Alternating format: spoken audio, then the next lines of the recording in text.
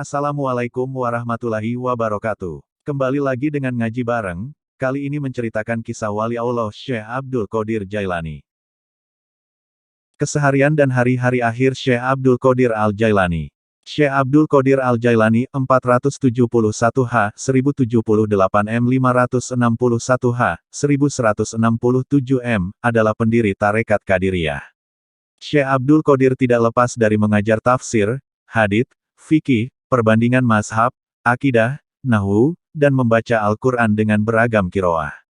Syekh Abdul Qadir mengeluarkan fatwa menurut dua mazhab, mazhab Asy-Syafi'i dan mazhab Ahmad bin Hanbal. Fatwanya dihadapkan kepada ulama Irak yang membuat mereka takjub pada kefakihan Syekh Abdul Qadir Al-Jailani. Syekh Abdul Qadir Al-Jailani hanya keluar dari madrasahnya pada hari Jumat untuk melakukan salat Jumat di Masjid Jami di Baghdad. Setiap malam, Syekh Abdul Qadir meminta orang rumahnya untuk menggelar makanan. Ia makan bersama para tamu yang hadir. Ia juga tidak segan untuk duduk bersama orang-orang terpinggirkan. Syekh Abdul Qadir terkenal sabar menghadapi para santri. Syekh Abdul Qadir Al-Jailani adalah orang yang senang menghibur hati orang fakir. Ia juga orang yang senang mencari sahabatnya yang lama tidak jumpa. Syekh Abdul Qadir dikenal sebagai orang yang pemaaf atas kekurangan dan kesalahan para sahabatnya. Pada hari wafat Syekh Abdul Qadir Al-Jailani, putranya yang bernama Abdul Jabbar bertanya, "Bagian tubuh mana yang dirasa sakit, ayah?" "Semua organ tubuhku terasa sakit kecuali hati, nak. Karena ia selalu bersama Allah," jawab Syekh Abdul Qadir Al-Jailani. Syekh Abdul Qadir kemudian mulai mengulang-ulang kalimat, "Ista'antu bila ilahi ilallah subhanahu wa ta'ala al-hayyul lazi la yahsyal fau, subhana men ta'azaza bil kudrah wa kahara, ibadahu bil maut, la ilaha illallahu Muhammadun Rasulullah." Artinya, aku minta tolong kepada yang tiada Tuhan selain Allah SWT, zat hidup yang tidak takut pada kehilangan, maha suci zat yang perkasa dengan kuasanya, dan menundukkan hambanya dengan kematian.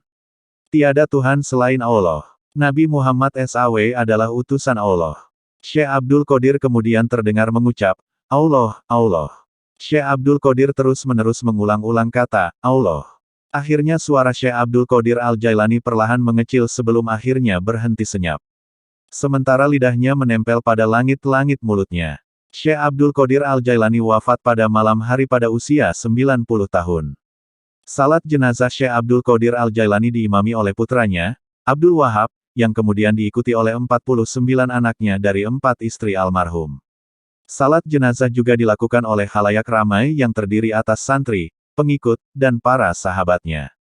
Jenazah Syekh Abdul Qadir Al-Jailani dimakamkan di serambi madrasahnya. Pintu madrasah tidak dibuka hingga siang hari. Sementara masyarakat luas pergi bergegas untuk mensalatkan dan menziarahi makamnya.